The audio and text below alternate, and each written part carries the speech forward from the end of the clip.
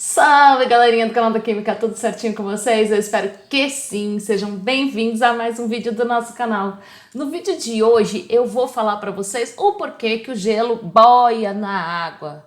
Mas professora, boia, por que boia? Existe uma explicação para isso? Sim, existe uma explicação para isso. Eu vou fazer a relação com a densidade dos materiais. Porque se liga só, presta atenção aqui nesse esqueminha que eu coloquei para vocês. Se vocês observarem aqui, gente, olha, aqui eu tenho o estado sólido de um determinado material. Veja que no estado sólido as moléculas elas ficam mais organizadas. Estão percebendo isso?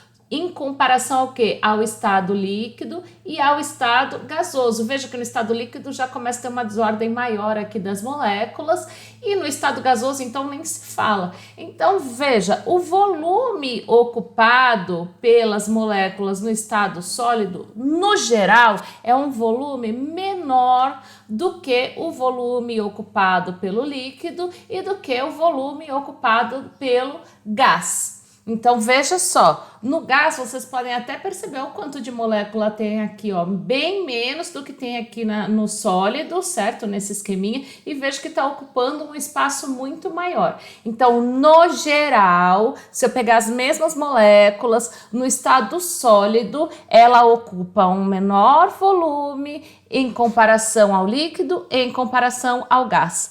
Professora, mas por que você está falando isso? Veja, quando eu penso em densidade, densidade é a relação entre massa e volume de um determinado material.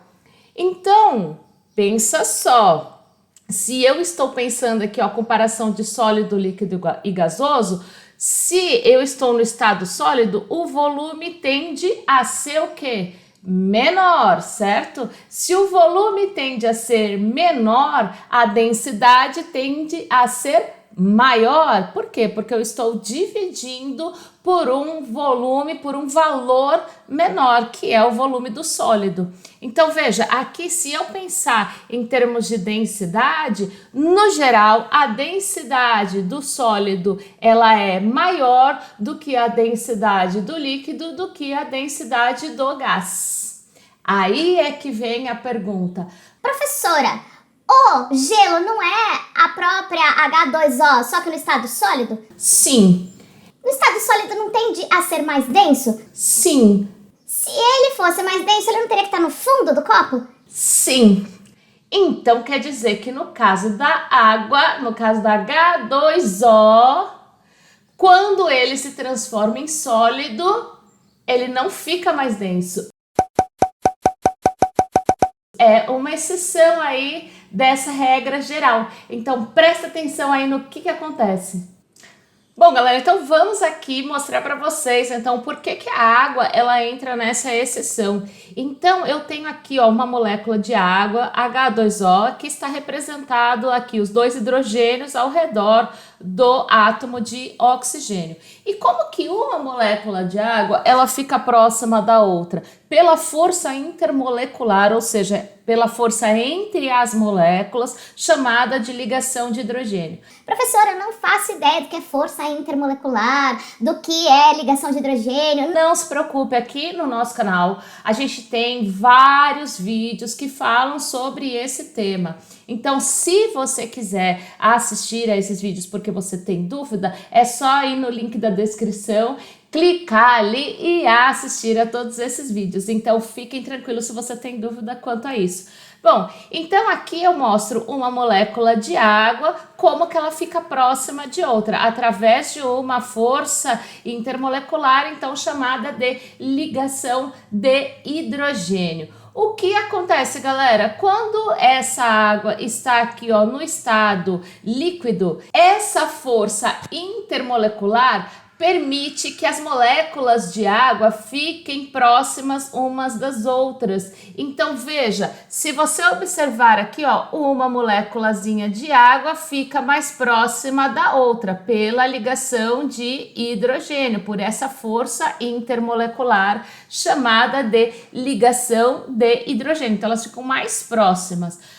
Quando esse H2O, quando as moléculas de H2O, elas ficam no estado sólido, essas moléculas, essas ligações de hidrogênio se estabilizam e formam essa estrutura aqui, ó, que está na direita.